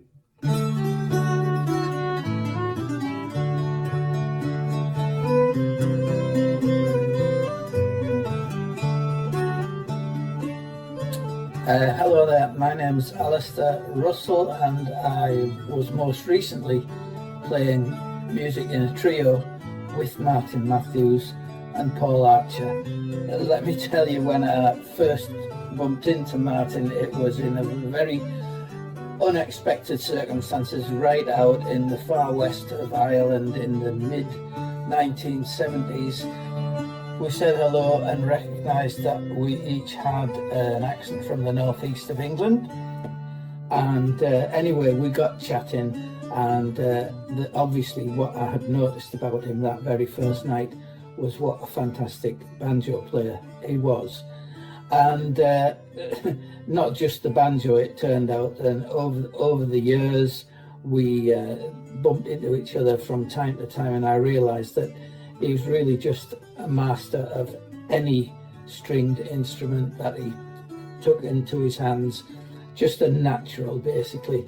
and I was very impressed when he and Paul and several other luminaries of the Northeast folk scene, or rather the Northeast Celtic music scene, you might say, got together to form a brilliant band called The Rub, which was just streets ahead of its time in terms of the music they were making, the music they were composing, and this absolute amount of skill and knowledge that went into the playing of that band. Just amazing.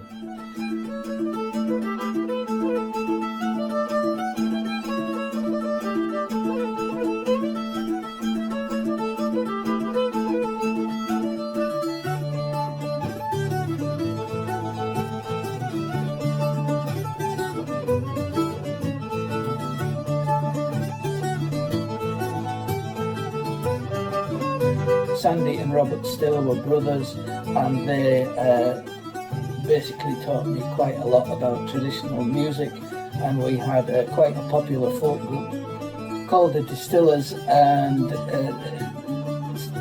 never shied away from trying to make folk music popular and accessible. And so Sandy ultimately joined up with Martin and Paul in the Steel String Band, which was exactly that. It was a Cayley band, a band that could play in clubs, basically renowned for not being exclusive. And I think that's the most important thing to emphasize about Martin Matthews' music. He had every ability to make this into the most complex and cultural thing that he could.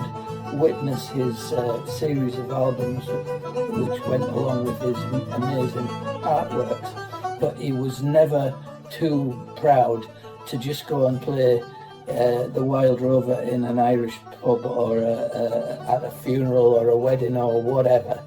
And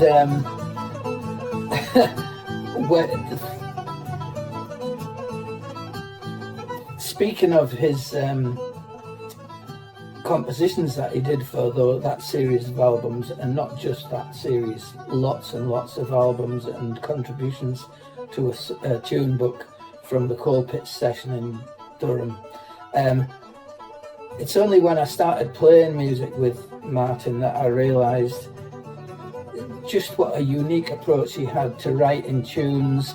I was always amazed at the twists and turns that his tunes would take.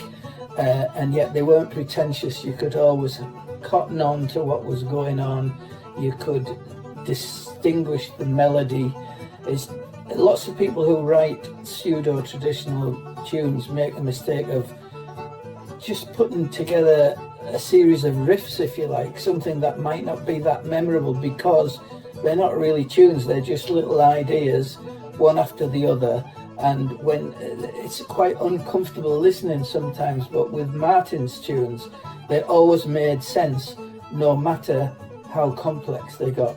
And of course, he revealed that his skill there, or the reason they were so accessible, was because very often, rather than dream up a melody in his head, he would think of a chord sequence which might have a little odd twist in it, and then he would compose a melody over the top of the chord sequence which would have its own unique character. But because the chord sequence was there, it would make sense to any listener, no matter how refined or how simply they look at folk music. And speaking as someone who has been involved in professional music, but I'm acutely aware of my own musical limitations, I was very impressed by the way that Martin was willing to accept what I had to offer, put in what he had to offer and Paul had to offer, and we came up with some lovely music in our trio. But unfortunately, first of all, the COVID epidemic, and then cancer in two of our families just put a stop to it all, and in the end we lost Martin, and it's a really big loss that we've suffered, but none of us have any memories other than happy and positive ones of Martin. So thanks very much, Martin, for your friendship and your respect for my music, and thanks, Paul, for putting this video sequence together. Thank you.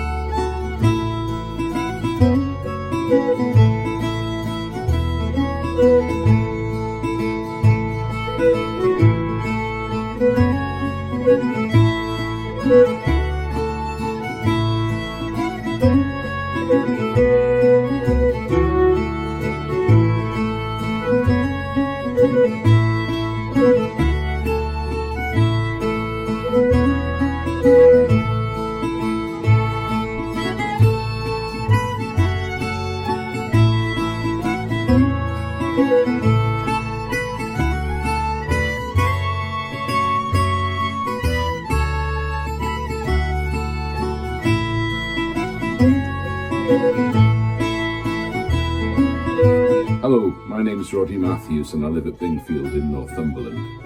I first heard Martin Matthews play on the television when I was much younger in the Champion String Band with Tom Gilfennan and Chuck Fleming, and I was mightily impressed. In more recent years I got to know Martin really well through festivals and sessions, and I was privileged to go to his house and have tunes with him there, and he came to my house also. In more recent years he asked me to record on 2 of his albums, and one latterly before his death. And those were very special occasions, recorded by his good friend Sean Taylor at my house. Martin was a man of many parts, and he was an utterly brilliant artist. I was privileged to play at the launch of his album and paintings together in Durham some years ago, and one of his paintings hangs above my piano in my living room. Everyone admires it. But there was more to Martin than just that. Martin and myself shared a Christian faith in a loving God who cares for us through all the difficulties that we have in life, even through death to the next world. Of Martin's music, I was always impressed because he learned everything by ear and he never forgot it. And the cleanliness of his playing and also the beautiful expression will always be remembered. We're all going to miss Martin a great deal, and I very much hope that his music will go on forever. May God bless him.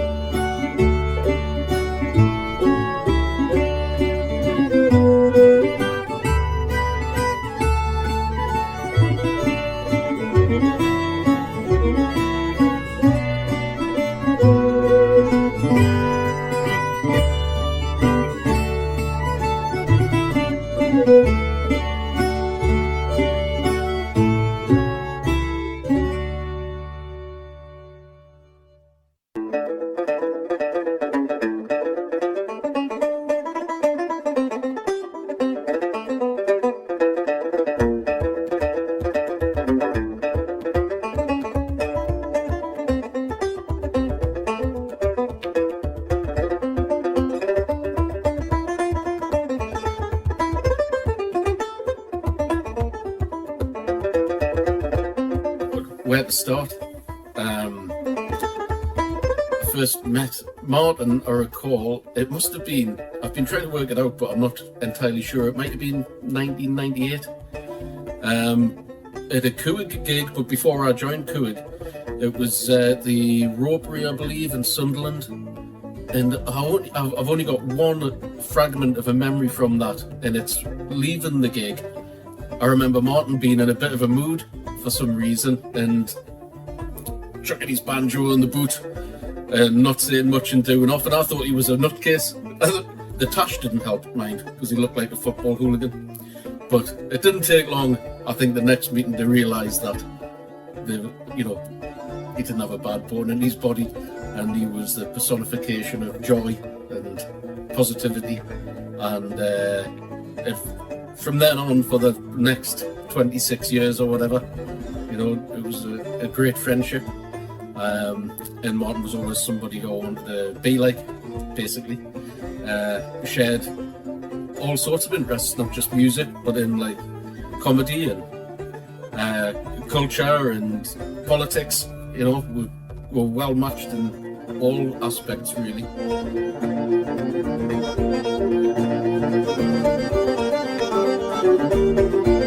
Coed really was like a vehicle for Martin's amazing accompaniment.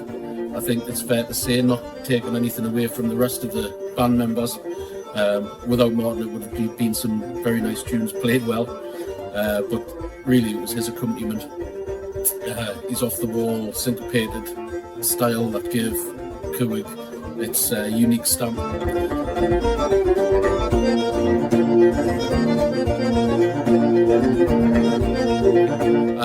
And it was all Martin's work, I seem to recall. I hope I'm not getting this wrong, but he booked all the gigs. We wouldn't have gone to the States without Martin.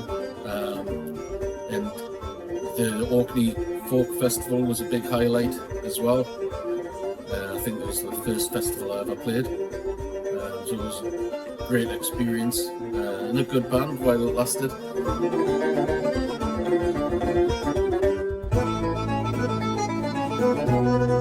He formed a new band in the North Country Dance Band, which was another great band. Had many a great night in Stanley doing dances with the likes of Bert Hunter and various other callers, and gigs far and wide with them.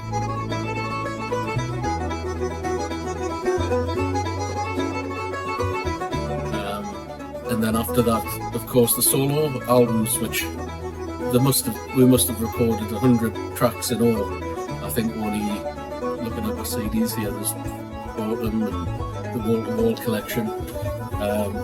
Probably 50 tracks were released, but they were in many different forms before that. We worked on them for quite some time. In this room, in fact, and that room.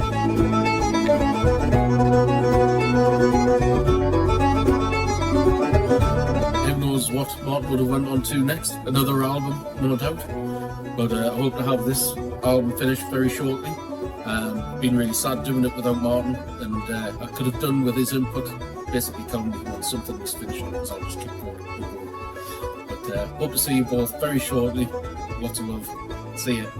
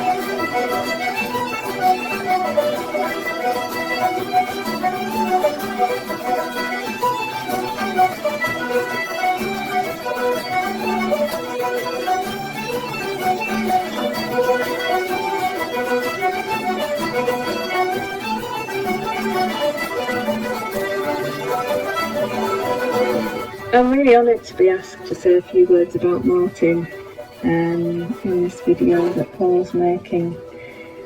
Memories of Martin are the joy and the delight of sitting next to him in a session, or just being in a session where he was playing. It was lovely to hear the way that he played the tunes, the way he played around with the tunes, his interpretation of it, and of course the tunes that he wrote himself.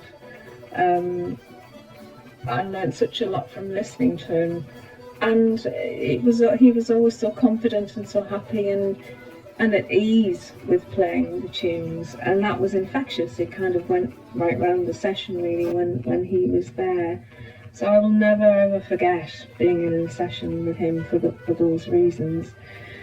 One very personal memory was I used to go to the corporate session 10-15 years ago, and I had a break, and then I came back and went to the Elm Tree session one night about 7 or 8 years ago, and I crept in the back very quietly, hadn't taken the flute, and Martin came over and he just said, "How lovely to see you, you know, it's been such a long time. Where's your flute? Why haven't you brought your flute? You know, it'd be lovely to hear you playing again." And that made such a difference to me. And I didn't play that night, but I certainly went back the following week and I played my flute. And I'll never forget the way that he actually said hello and welcomed me back to the session again.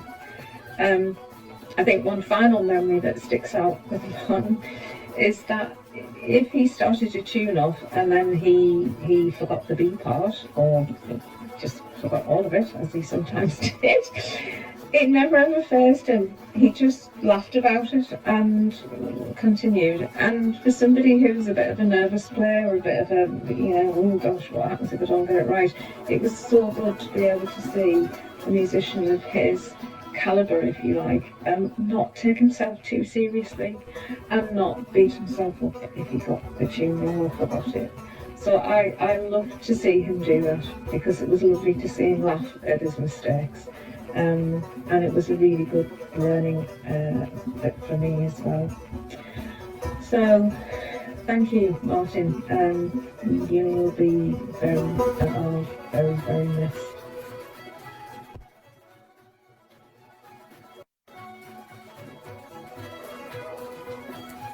I was asked to have a few words to say about Martin Matthews, and there's no way in the world I can actually say anything that other people will not say about his musical and his artistic talent, that other people will say far more eloquently than I will. But I will have a little story about him which will show his sense of humour. I remember when he was first diagnosed, I went round to the house and I took some soup, and everybody knows you like soup. So I took some soup round and some bread, and we're sitting in the living room, just having a little quiet chat, and out of pure interest I said, "Well, how's things going with you, Martin, with your new," and I used the word apparatus. He did no more than raise his jumper up, and I looked at him and I said, "That's interesting, Martin."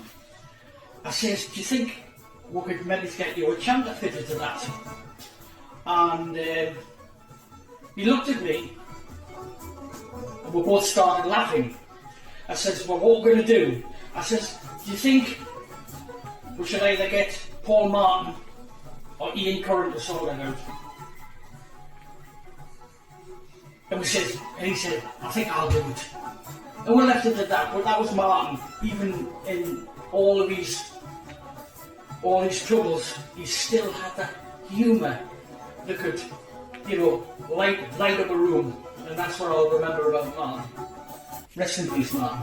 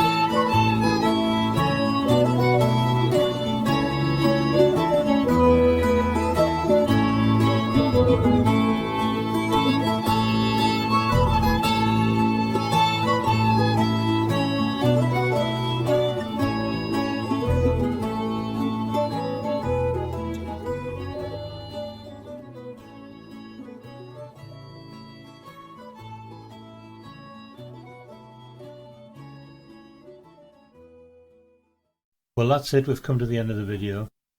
I'd like to thank everybody who's contributed, particularly to Seamus, who's put hours of work in, as have I, to bring you this. It must have been very difficult for some people, particularly Maria, and I think she did brilliantly well. I'd like to leave you now with the final photograph I took of Martin, and I'd just like to say goodbye, Martin. Rest in peace. God bless you. Thank you.